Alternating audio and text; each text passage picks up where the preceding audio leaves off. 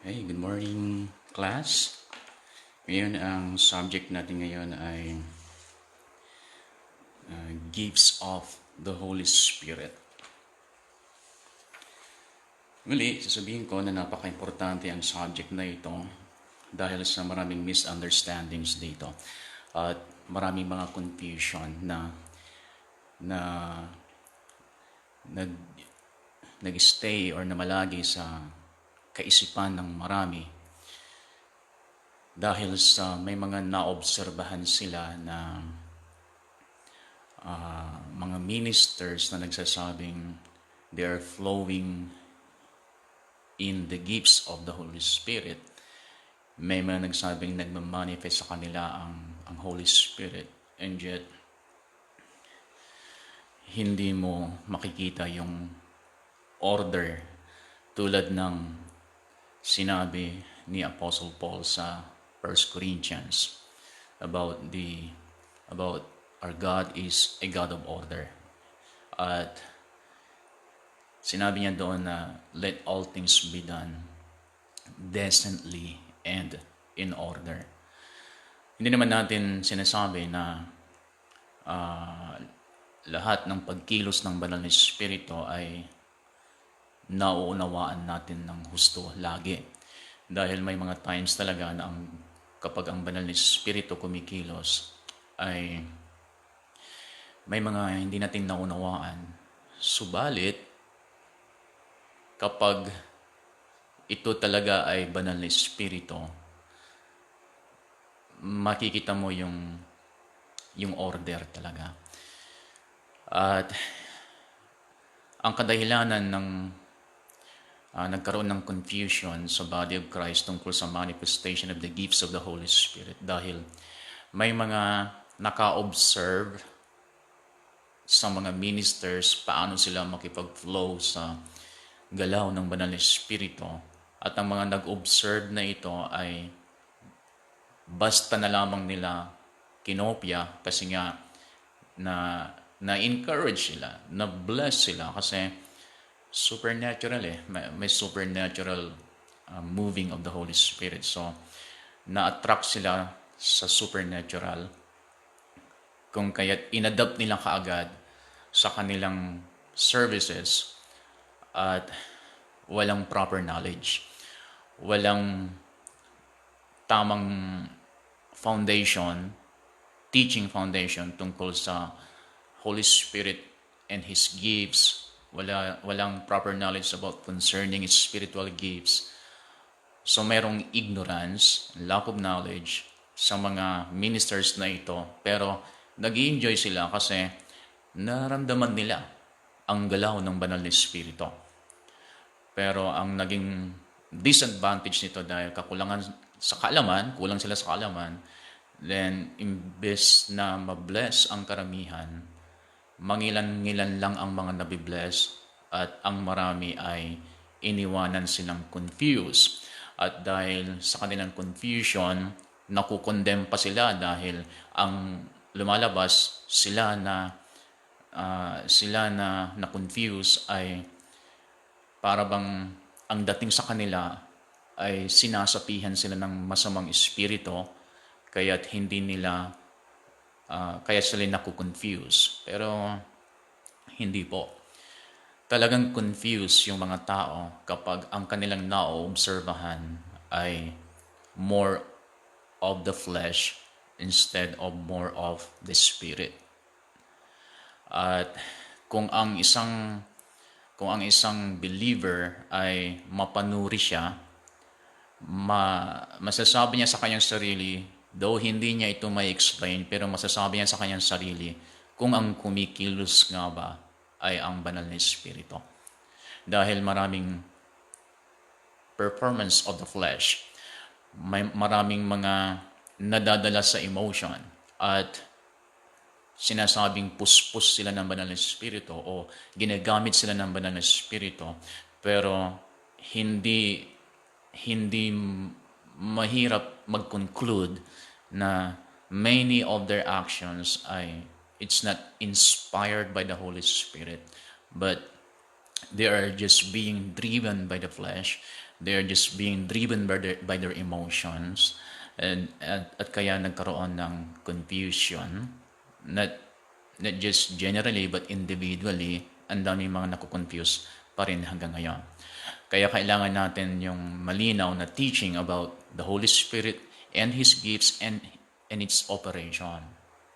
Kasi pag tayo mismo ay gagamitin na ng Lord, hindi na tayo o aware na tayo sa mga imbalance na ito na nakita natin sa mga old ministers na nagsasabing they are flowing in the Spirit but actually hindi. Una pa lang is pag i-check mo yung kanilang devotion sa Holy Spirit, pag i-check mo yung kanilang fellowship sa Holy Spirit, ay hindi po sapat, or sabihin natin ganito, mas maraming time sa social media kaysa sa fellowship nila sa Holy Spirit. At ang the door to the supernatural, or the door to the manifestation of the Spirit, sabi ni Kenneth Hagin, is yung individual, private speaking in other tongues. Ang kanyang ibig sabihin ay yung communion mo sa Holy Spirit. Yung time na kinukonsume mo to know the Holy Spirit, to know the heartbeat of the Spirit, to know the will of the Spirit, to know the person of the Holy Spirit, to develop a close relationship to Him. Iyan ang susi para tayo ay makapasok sa supernatural manifestation of the Holy Spirit at magamit ng Lord sa 9 gifts of the Spirit. So, although sometimes may ginagamit ng Holy Spirit na ordinary believer through the 9 gifts, operation of the 9 gifts of the Spirit, pero hindi po ganun ang kadalasan. Yan ay as the Spirit wills nga, sabi nga sa 1 Corinthians. So, ang maganda dito ay magkaroon tayo ng proper knowledge, magkaroon tayo ng maayos na foundation concerning spiritual gifts. So, hihinahin natin ito para magkaroon tayo ng matibay na pundasyon at proper knowledge patungkol sa gifts of the Holy Spirit. Kaya, ngayon, i-start natin sa Book of Acts, chapter 2. Book of Acts, chapter 2.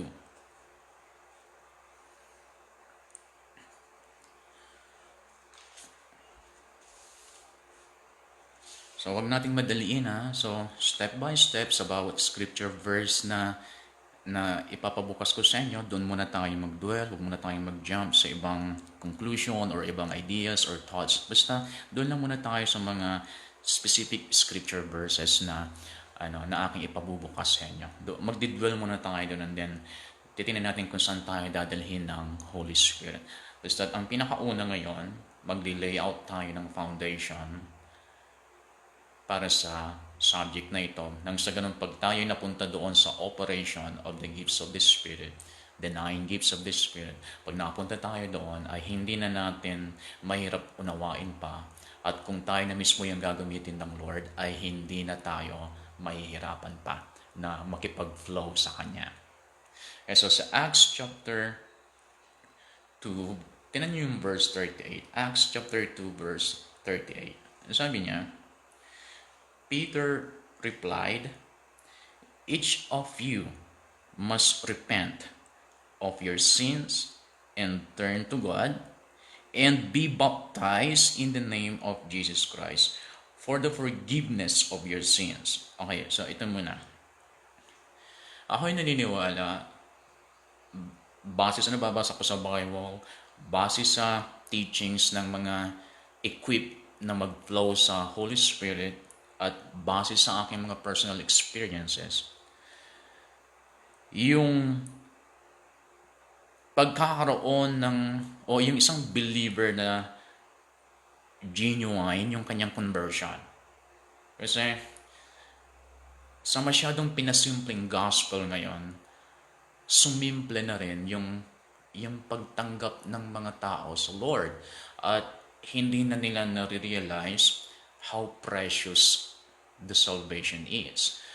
At kung ano ang presyo na pinagbayaran ng Panginoon para lang tayo maligtas. So, dahil sa masyadong pinasimple yung presentation of the gospel, which is, I'm not against sa simple presentation of the gospel. I'm not against kasi ako mismo, I'm doing my best every time na i-present ko ang gospel. I'm doing my best to make it simple for everybody to understand. But my disadvantage ito, lalo na when it comes to salvation, when it comes to coming to Christ as an believer, to become a believer. So ito na-obserbahan ko, ang daming tumatanggap sa Lord because of the simple presentation of the gospel. Pero ang disadvantage nito ay napakababaw din yung kanilang pagtanggap sa Panginoon at hindi nila talaga naunawaan yung gaano kamahal yung presyo na binayaran ni Jesus Christ for our forgiveness, for the forgiveness of our sins. Hindi nila alam gaano ka-precious yung blood ni Jesus Christ, yung sufferings na pinagdaanan ni Jesus Christ, yung kanyang sufferings, death, burial, resurrection, and ascension. Hindi na sila nagkaroon ng malinaw na pangunawa sa bagay na ito. Kaya yung kanilang salvation ay, sasabihin kong, very cheap yung kanilang acceptance. Pero ako'y naniniwala na kapag genuine yung ating conversion, what I mean with genuine conversion ay yung tumanggap siya sa Lord, hindi dahil sa gusto na niyang i-avoid yung punishment sa hell, kundi tumanggap siya sa Lord dahil nabuksan ang kanyang pangunawa kung ano siya, kung sino siya without Christ. At yung how much you need Christ in your life. Nalaman mo yun. And because of that knowledge, then nag-lead ito sa true repentance. And sa true repentance na ito, then nag-lead siya sa genuine acceptance sa ating Panginoon. Ayan. Yung mga genuine ang kanyang conversion sa Panginoon, sila sa genuineness na ito, ginawa ng genuineness na ito ang kanilang puso na well prepared to receive the Holy Spirit. Ito yung mga mas madaling makatanggap ng kapuspusan ng banal na Espiritu. Yung genuine yung conversion nila. Yung genuine yung repentance nila. At sa mga dati ng believers, yung daily repentance mo, yung daily na pagtatanto mo sa bawat araw na may pagkukulang ka pa. At kapag hindi mo ayusin ang mga pagkukulang na ito, then feeling mo walang saysay yung faith mo. And then, pag na-realize mo yung mga bagay nito, then magkakaroon ng genuine repentance sa buhay mo. Kapag nangyari yon, then you are prepared to be refilled again by the Holy Spirit. Okay, so, kaya itutuloy kong basahin para makita niyo yung pinupunto ko dito.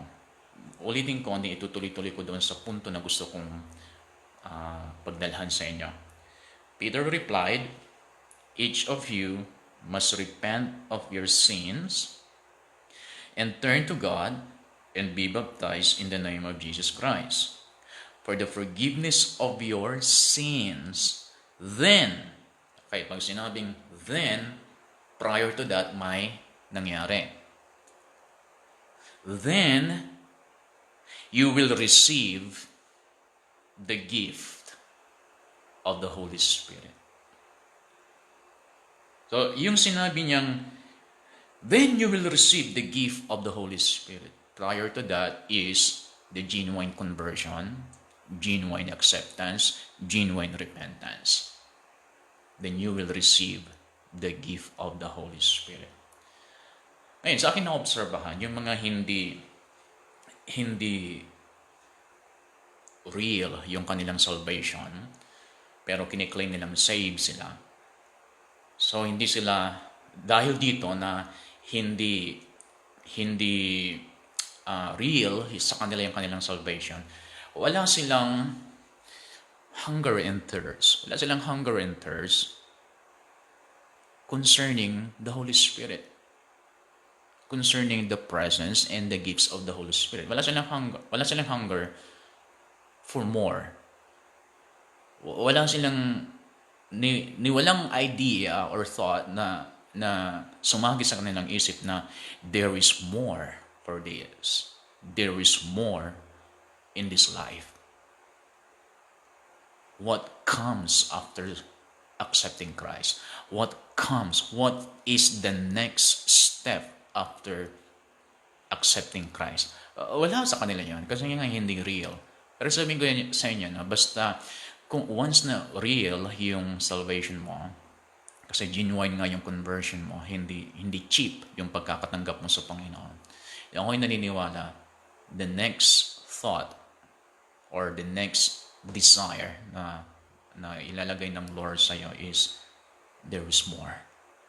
There is more. And whatever the next step is, I want to step in that something that God wants me to experience. Okay, so sasabihin ko ulit, the genuineness of your conversion makes you prepared to receive the Holy Spirit, the gift of the Holy Spirit. And then sabi niya sa verse 39, this promise is to you. What is the promise na tinutukoy niya? The promise is the gift of the Holy Spirit to be given freely for those who accepted Christ genuinely. So the gift is the Holy Spirit. At ang gift na ito, this is the promise to you, sabi niya, and then to your children, and then to those who are far away, and then all who have been called by the Lord. So, ibig sabihin, everybody can be qualified to receive the gift. Salvation is for everyone. And ganun din, the infilling of the Holy Spirit is for everyone. The gift of the Holy Spirit is for everyone. It's for you. It's for your children. It's for your brothers and sisters. It's for your family members. It's for your church members. Ang problema, walang tumatanggap. Kasi nga, doon pa lang sa conversion nila mayroon ng pahid ng pagdududa. Mayroon ng bahid ng pagdududa. Okay, so maliwanag yan. After salvation is infilling of the Holy Spirit, or yung ginagamit na term ng Bible, receiving the gift of the Holy Spirit. So that is next to salvation. Once na hindi ka nakahakbang dyan as a new believer, once na hindi nakahakbang dyan ng new believer sa world of the Spirit realm, once na hindi nakahakbang dyan ang believer na ito ay imbis na success and victory sana yung kanyang mararanasan regularly sa kanyang buhay, kung makaranas man siya ng pagsubok, kayang-kaya niyang i-overcome because greater is He who is in us, the Holy Spirit, than he that is in the world, the devil. So, pero kapag hindi siya napuspos ng banal na Espiritu at hindi siya natutong sumunod sa direction ng banal na Espiritu, and then maraming defeat and failures siyang mararanasan na sana hindi na niya mararanasan pa. So, ganyan kahalaga yung subject na ito. Ang iba kasi minamaster nila kaagad yung operation. Minamaster nila kaagad yung manifestation of the gifts of the Spirit. Hindi nila minamaster yung magkaroon ng personal, deeper relationship sa Holy Spirit na nagmamay-ari ng gifts. So, after sila sa manifestation, kasi alam po ninyo, kapag ikaw ay ginamit ng Lord sa manifestation, operation ng gifts of the Spirit, ay nakakakuha, nakaka-attract ng attention. At yung mga after lang sila sa operation ng gifts, kung tutusin kulang sa pansin ng mga ito kasi uh, naghanap sila ng papansin sa kanila, naghanap sila ng uh, magsasabi na they're doing good, magsasabi na they are anointed, not realizing na hindi naman sila yon. It's the Holy Spirit. So, alam mo talaga pag ikaw ay nag-move, nag-flow sa gifts of the Spirit, nakaka-attract talaga ng attention sa tao. Kaya, the minister must be careful na i-direct niya ang mga tao sa Lord at hindi sa kanyang sarili.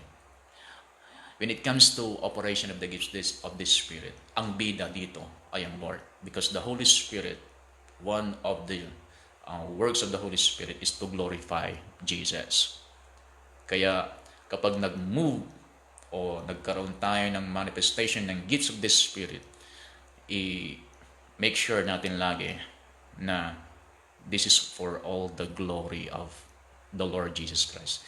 This is to glorify the Lord, not to glorify man. Kasi minsan lalo sa, halimbawa, word of knowledge, so nag-a-advance ako ng konti. Word of knowledge, as the Spirit wills, nalaman mo yung past and present condition ng isang tao. Wow, it's supernatural. So, kapag yung tao ay hindi siya aware that it's the gift of the Spirit in manifestation, ang papuri ay ibibigay niya doon sa tao. Wow, ang galing niyo naman, pastor. Ang galing niyo naman, brother, sister, pastora. Ang galing niyo naman. Palagay ko, prophet po kayo.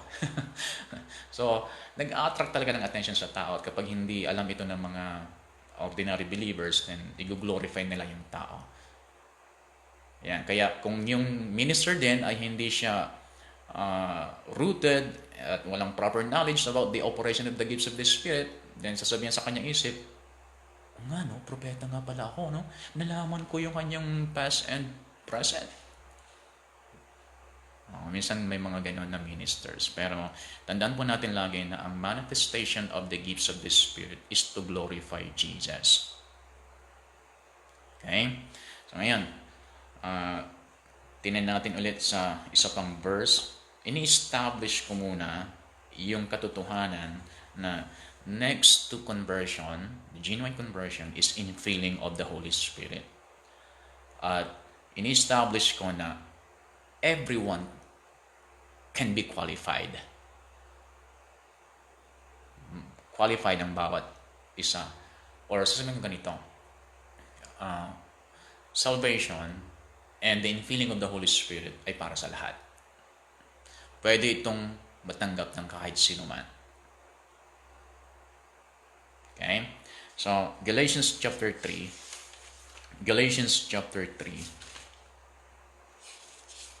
verse 13. So, minsan medyo may pagka-abrupt yung aking ginagawa muna. Pero mamaya marirealize nyo na nasa order ito. Nag-layout lang tayo ng foundation. So, sa mga may background na sa gifts of the Spirit, huwag kayong magmadali. Layout muna natin yung tamang pundasyon. Mas, pag na-layout yung tamang pundasyon, mas mag-enjoy kayo na mag-flow sa gifts of the Spirit. Galatians 3:13, ang sabi niya, but Christ has rescued us from the curse pronounced by the law. Sa King James Version, redeemed, yung kanyang ginamit na word. Dito sa New Living Translation, rescued. Which is parehas lang ang kanyang tinutukoy. Ito yung mga ni-rescue, ito yung mga tinubos ng Panginoon. Ito yung mga believers na sinasabi. When He was hung on the cross, He took upon Himself the curse for our wrongdoing. For it is written in the Scriptures, cursed is everyone who is hung on a tree. In verse 14, through Christ Jesus, God has blessed the Gentiles with the same blessing He promised to Abraham. so that we who are believers might receive the promised Holy Spirit through faith. So, tingnan nyo, kanina doon sa Acts, after repentance, after salvation, then receiving the gift of the Holy Spirit. Dito, after redemption, anong sumunod? Receiving the promised Holy Spirit through faith. So, ini-emphasize niya na ang salvation, tinatanggap siya by faith. Then, ang Holy Spirit, tinatanggap din siya as a gift by faith. The same principle. It takes faith. It takes faith to receive salvation, and it takes faith to receive the infilling of the Holy Spirit. Okay, dito pa sa Ephesians chapter 1. Ephesians chapter 1. Umpisa natin sa verse 13. Ephesians 1:13, sabi niya, "And now, you Gentiles," pag sinabing Gentiles, ang kanyang talaga tinutukoy ay mga unbelievers, yung mga hindi Jew, pero ito is spiritual Gentiles. Pag sinabing spiritual Gentiles, lahat ng unbelievers. So sabi niya, "Now you Gentiles have also heard the truth, the good news that God saves you. And when you believe in Christ," ito na yan, salvation ulit, no? "And when you believe in Christ, He identified you as His own." After na ni-receive mo si Christ through faith, sabi niya, then ina-identify ka na ngayon ng ating Panginoon. Paano niya tayo ina-identify bilang pag-aari niya? Sa ibang translation ay treasured possession. Naging treasured possession tayo ng Panginoon nung tayo ay tumanggap sa Kanya by faith. Then, paano nangyari yun? Alam niyo, nung ako ay elementary at high school, usong-uso yung sinusulatan yung mga gamit na property of. Mayroon tatak lagi yung mga notebook, yung mga papel, yung mga bag, property of. May tatak na nagsasabi na yun ay pag-aari ng isang tao. So pag nakita mo yung tatak, na-identify mo kung kanino yung bagay na yun. At ikaw mismo, ma-identify mo kung ano yung pag-aari mo kasi may tatak, property of, and then yung pangalan. Ngayon, sa atin, pag tayo tumanggap sa Lord, naging property tayo ng Diyos. May tatak. Ano yung tatak? Ituloy lang natin. Makikita natin kung ano yung itinatak ng Lord sa atin. Sabi niya, "When you believe in Christ, He identified you as His own by giving you the Holy Spirit, whom He promised long ago." Sa King James Version, sealed by the Holy Spirit. Sealed of the Holy Spirit. Yung seal, tatak, na inilagay niya sa atin bilang identification natin na tayo ay property of God is the Holy Spirit. Ano sabi niya dito, yung Holy Spirit na ito, siya pa yung ipinangako ng Panginoon noon pa man. And then verse 14, "The Spirit is God's guarantee that He will give us the inheritance He promised, and that He has purchased us to be His own people. He did this so we can praise and glorify Him." Yung Spirit, yung Holy Spirit na itinatak sa atin, ito naging guarantee na naging receiver tayo ng blessing of God na ibinigay niya kay Abraham. At ang purpose niya kung bakit ibinigay sa atin yung seal of the Holy Spirit is for us to praise and glorify Him. Not to exalt ourselves, but to praise and glorify God. Ang taong puspos talaga ng banal na Espiritu at kinakasihan at pinapangunahan ng Espiritu Santo, wala siyang ibang naisin but to glorify God. Hindi kulang sa pansin. Kaya nga hindi nag-aagaw pansin. Yung mga, o hindi nag-aagaw na eksena, yung mga talagang filled, led, directed, and guided by the Holy Spirit. Sila yung mga kilala kong taong napaka-ano lang sila. relax lang sila at hindi sila napipressured sa kung anumang bagay kasi kumikilos sila as the Spirit directs them. So, hindi sila pressured. Okay? So, at ang kanilang purpose sa bawat gagawin nila is for the glory of God. Okay? So, ngayon, isa pa. Okay, na-establish ko yun sa inyo After salvation is in filling of the Holy Spirit. After salvation is you should receive the gift of the Holy Spirit kasi malaking tulong ito sa ikatatagumpay ng bawat isa. Especially sa ministry, especially sa paglilingkod nyo sa Lord. Mas marami kayong ma-accomplish sa ministry if you're a Spirit-filled minister. At sa mga wala sa ministry, you are sabi mo nang ikaw ay ordinary believer but you are a Spirit-filled believer. Ako, ang dami mong ma-accomplish. And before tayo pupunta sa Luke chapter 11, before tayo pupunta sa next point, gusto ko muna kayong i-mentor sa bagay na ito. Noong ako ay 17 years old, nakita ko ang genuine move of the Spirit of God sa mga ministers na naging mentors ko, sila Pastor Jan Sagawinit, Pastor Benji Calpo, Pastor Daniel Labiano. Ang mga ito ay talagang nagfo-flow yan sa gifts of the Spirit. At bilang isang kabataan, naobserbahan ko yon sa kanilang mga services na ang Holy Spirit nag-move decently and in order. Minsan makikita mo may mga emotional people, emotional believers na nakaka-distract sa moving ng Holy Spirit, pero responsible yung mga pastors na binanggit ko sa inyo. Hindi nila hinahayaan na ang service ay maging emotion driven. Once na mayroong mga believers na ginagamit ng Satanas to distract the flow of the Spirit, then sila mismo nandoon para isaayos ang lahat. So mayroong order. Ako mismo na-obserbahan ko yan sa edad ng 17 years old. Napuspos ako ng banal na Espiritu nang hindi naging emosyonal. Napuspos ako ng banal na Espiritu nang hindi nagkarati sa ere, nang hindi sumipa-sipa sa ere, nang hindi sumigaw-sigaw na sa akin nakatingin yung mga tao. Hindi nangyari sa akin yun. But I was filled genuinely by the Holy Spirit. Nandun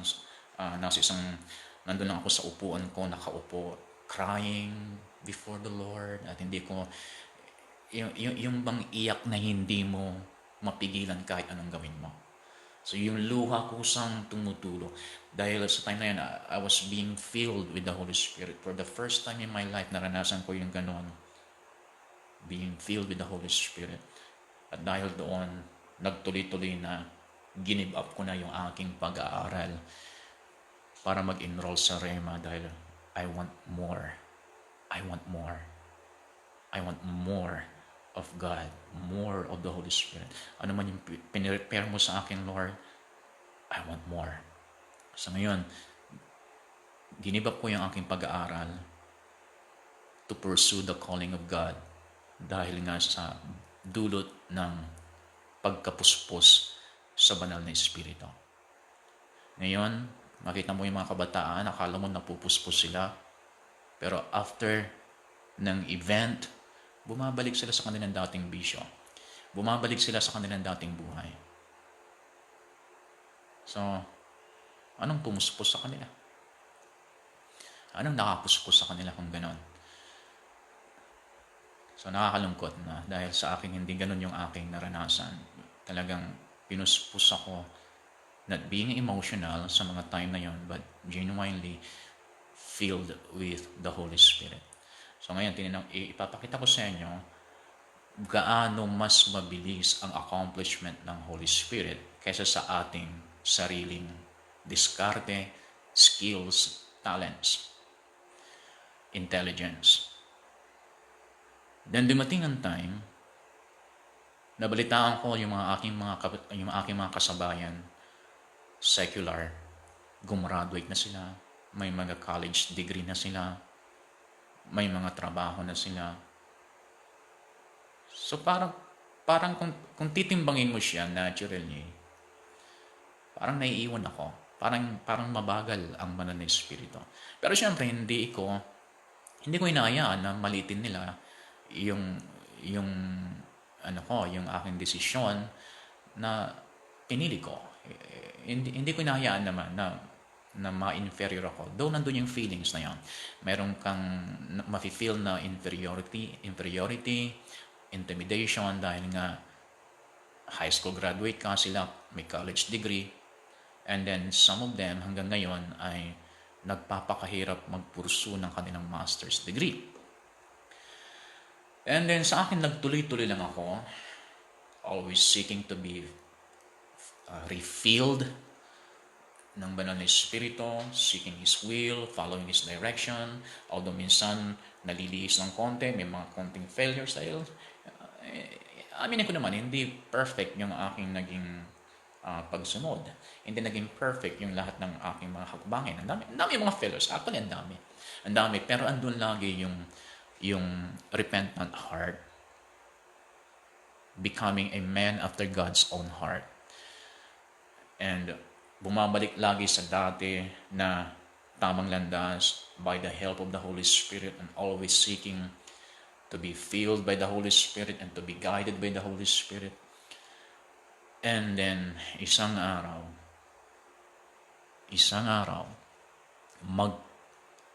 bigla na lamang. Kaya ako sinabing bigla na lamang dahil sa hindi ko kayang gawin yon kung ako lang. Na isang araw nagkaroon na lamang ako ng AB Theology degree. 4 years yan pag-aaralan mo sa secular. And then kasunod noon ay nagkaroon ako ng degree sa business administration. So, tinan niyo kung gaano kabilis mag-work ang Holy Spirit. Yung aking mga kasabayan, parang nauuna sila nung una. And then all of a sudden, 2 yung aking naging degree.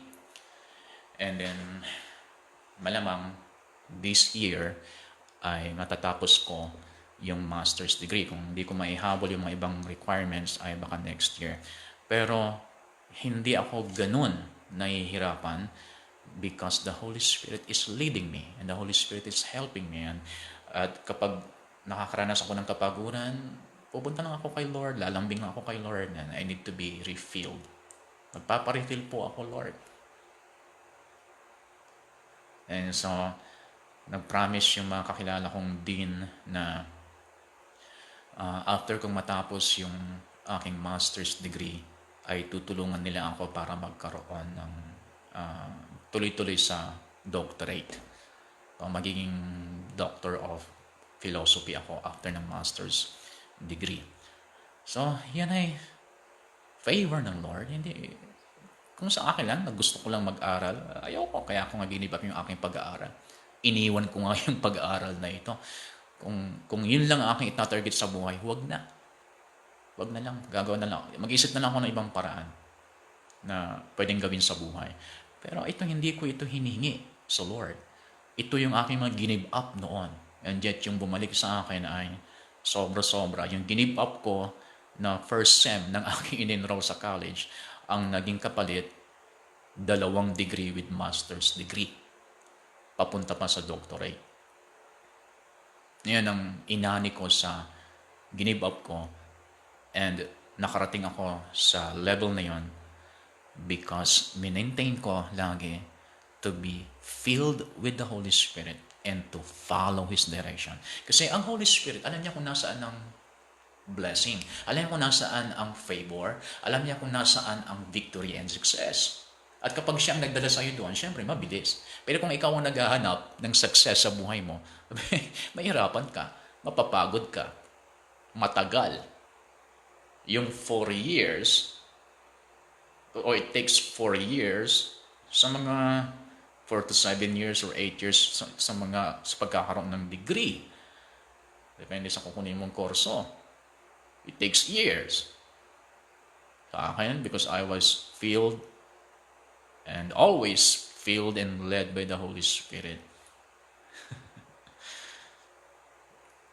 Walang years. para makakuha ng 2 degree.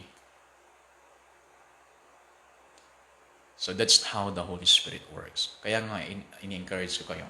After conversion, receiving the gift of the Holy Spirit dahil ang dami siyang gustong iparanas sa ating buhay. May mga hindi mo hiningi, but maganda na kusa na lamang siyang lumalapit sa atin. Because the Holy Spirit is the Spirit of grace. Or in other word, favor. He is the Spirit of favor. And napakahalaga talaga for us to be filled with the Holy Spirit and follow His leading. At kapag kayo ay nasanay to follow His leading, to follow His direction, then kapag kayo gagamitin niya through worship leading, through preaching, through teaching, through laying on of hands on people, then madali ninyong ma-detect kung ano yung mga specific na pagagawa niya sa inyo to bless the people. Yan. So that's just a mentoring para sa iyo. Para hindi kayo madali, hindi kayo ma-pressure, hindi kayo ma-stress. Just relax. Just relax. I-seek mo lang lagi to be filled with the Holy Spirit and seek His direction. Mas mabilis siya. Sabi ko sa inyo, mas mabilis siyang magdala sa inyo sa tagumpay. At sa murang edad, mga kabataan naman kayo, sa murang edad, God will promote you. At sa murang edad, ang mga tao, titingalain nila kayo. Titingalain nila kayo. Yung mga taong alam ko noon na mababa ang kanilang tingin sa akin, especially sa mga family members na nakikipagpaligsahan sila sa inyo. May mga ganun family members na talagang mababa yung tingin nila sa akin. Pero nung ako ay itinaas na ng Lord, pinromote na ng Lord, then ngayon, kahit mas matanda sila sa akin, pag nakakasalubong nila ako, nagbe-bless sila sa akin. Minsan ayaw ko, pero sabi nila ganun talaga ang aming tingin sa mga lingkod ng Diyos.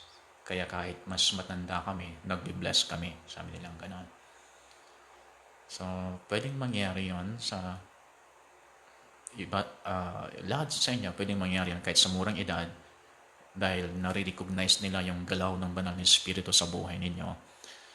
Titingalain nila kayo. And sa'yo mismo, hindi mo tatanggapin yung papuri na yon. Ibibigay mo yun sa Lord kasi alam mo na hindi naman sa pamamagitan mo kung bakit ganun yung narating mo. Ako, wala akong may pagmamalaki kasi hindi ko naman talaga pinaghirapan yung aking degree. So, bakit ako magmamalaki?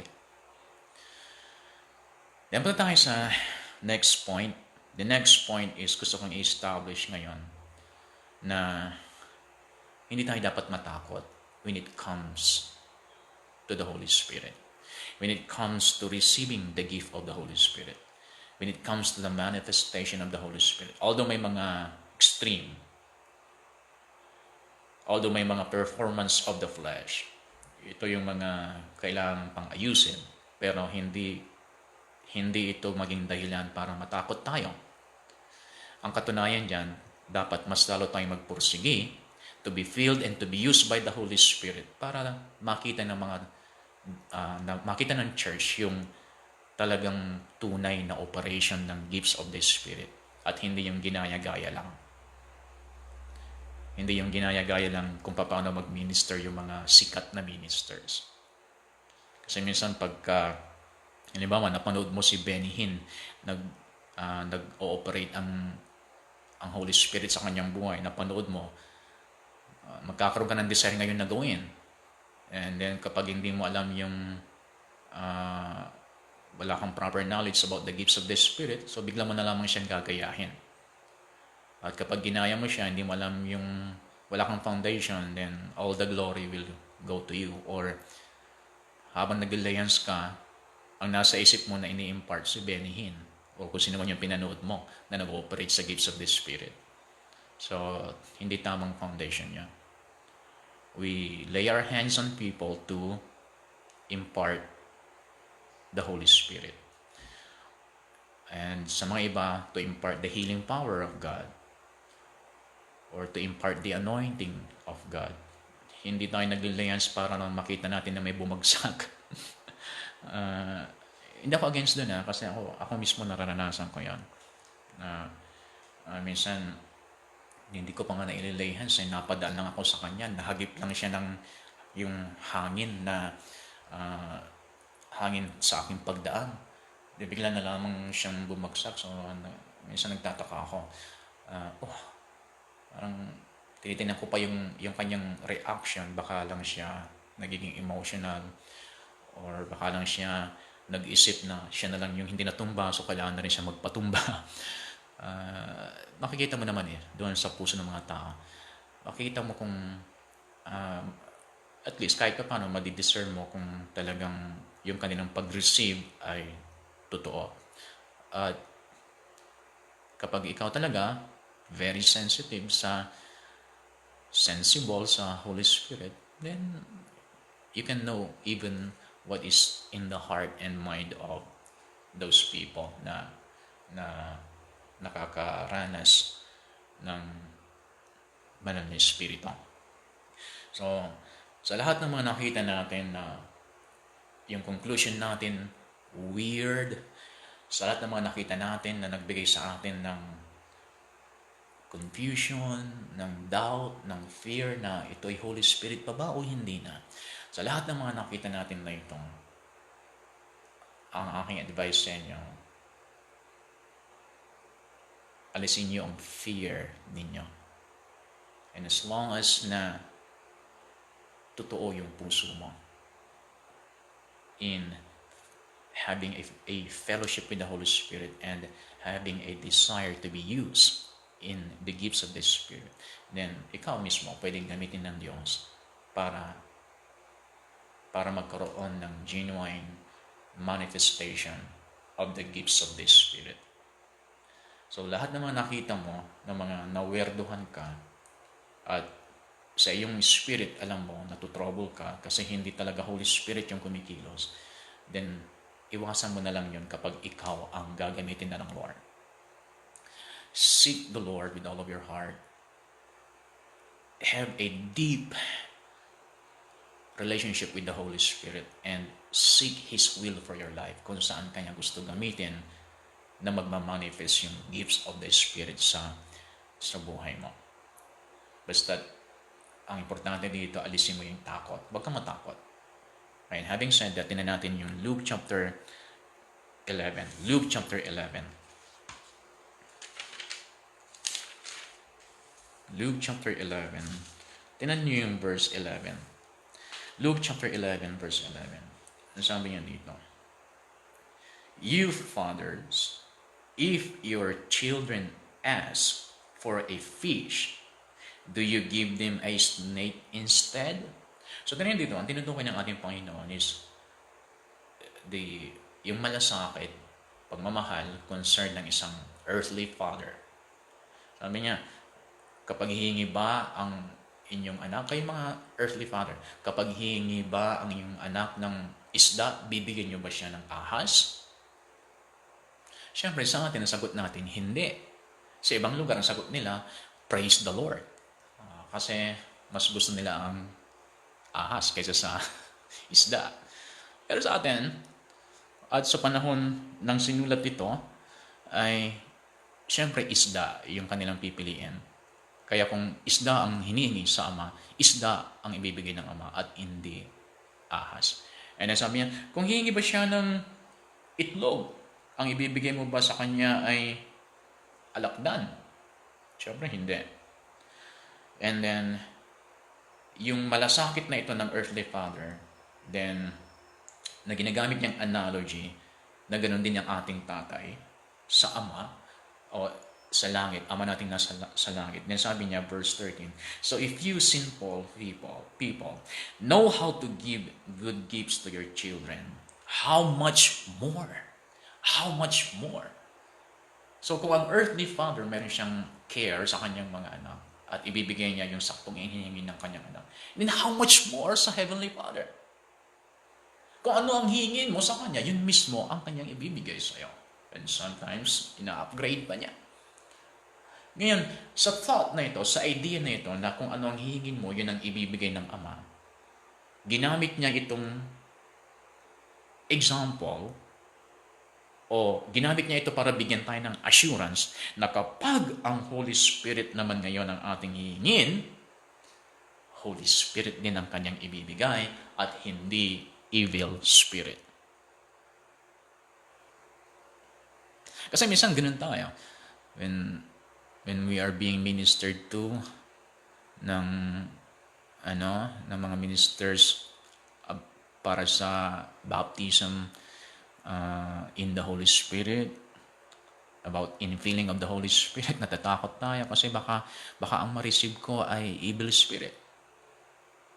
Kapag kilala mo yung Heavenly Father mo, based dito sa turo ng ating Panginoon, Hebrews, sa Luke chapter 11, kung ikaw mismo talaga, hinihingi mo, yun ang desire ng buong puso mo, yun ang longing of your heart to receive the Holy Spirit. And then you ask the Father ngayon to receive the Holy Spirit.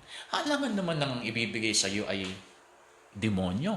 Alam naman ang ibibigay sa iyo ay masamang espiritu. Ang hinihingi mo sa Kanya ay banal na espiritu. So, hindi Kanya bibigyan ng masamang espiritu. Ang ibibigay niya sa iyo ay banal na espiritu kasi yun ang hinihingi mo sa Kanya. So, ang ibig sabihin nito, huwag tayong matakot na hingin sa Ama na tayo ay puspusin niya ng Kanyang banal na espiritu. Dahil pag hiningi natin ito, yun ang Kanyang gagawin sa atin. Okay, so meron pa tayong 10 minutes.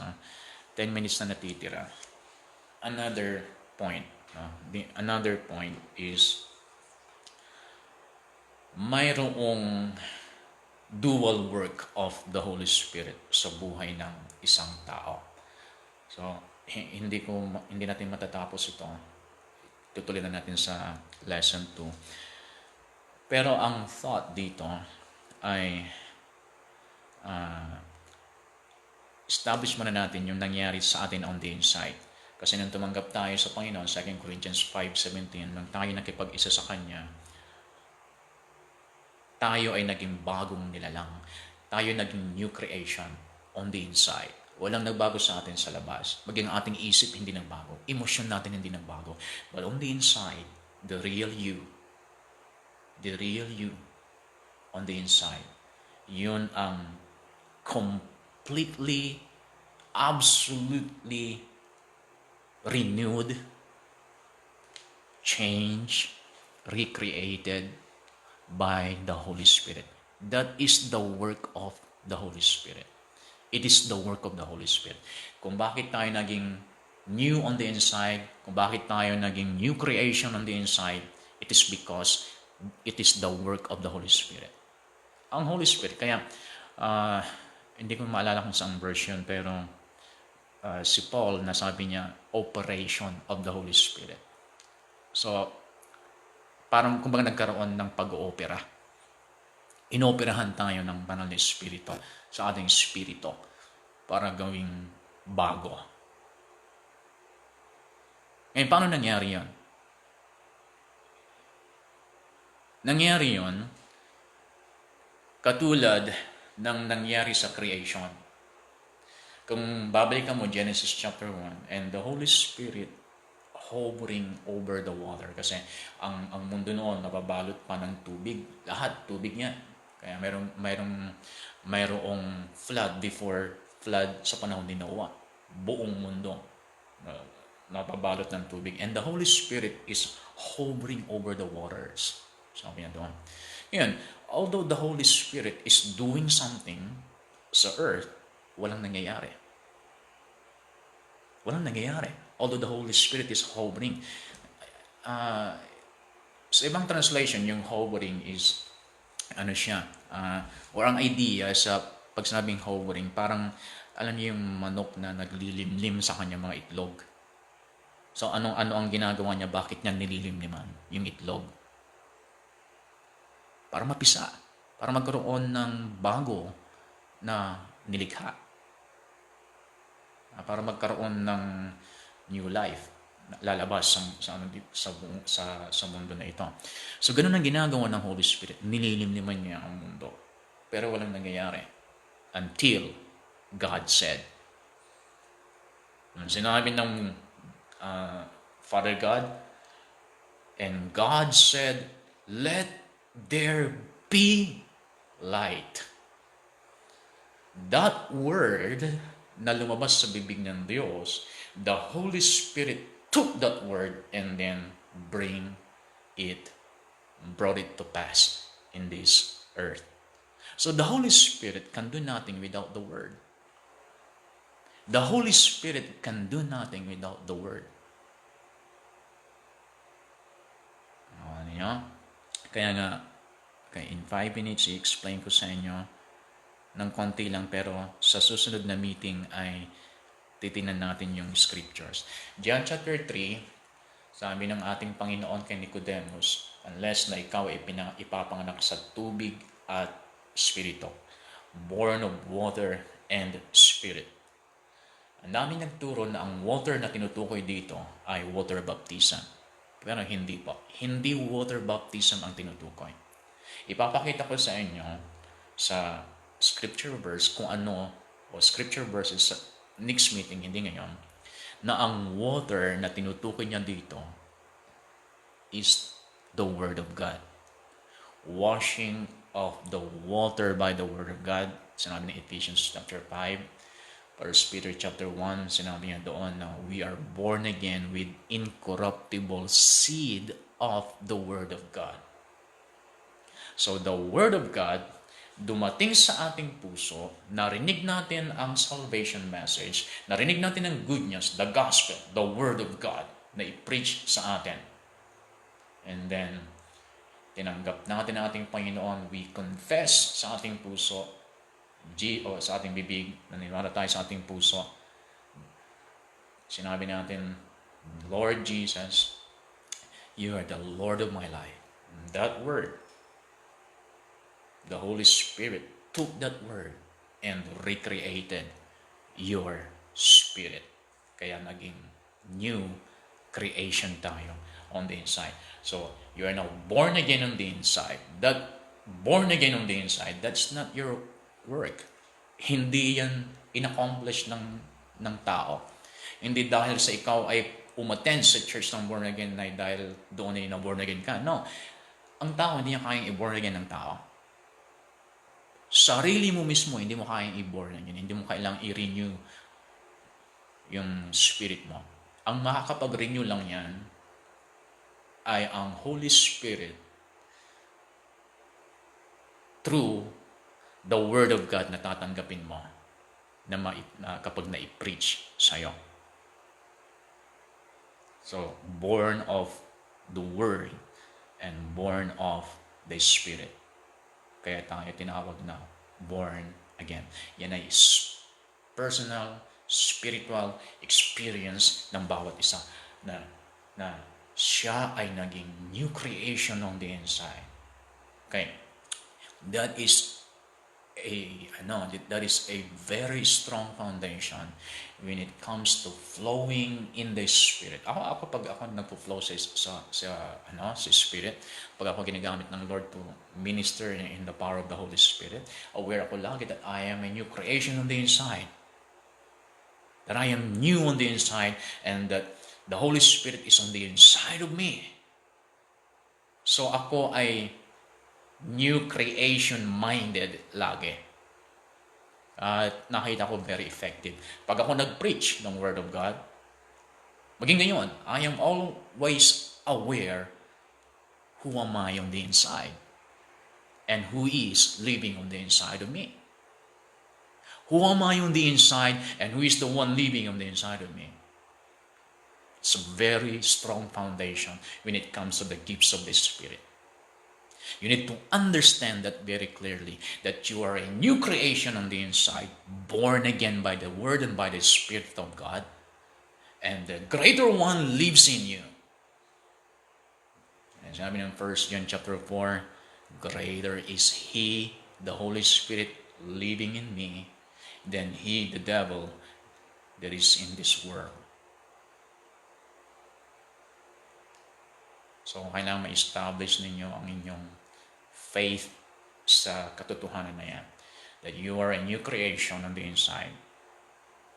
No matter how you look on the outside, it doesn't matter. What matters is who you are on the inside and who is living on the inside of you. Okay? So, dito muna tayo magtatapos. Ito yung ating lesson 1. Then next meeting ay itutuloy natin yung ating lesson. You are blessed.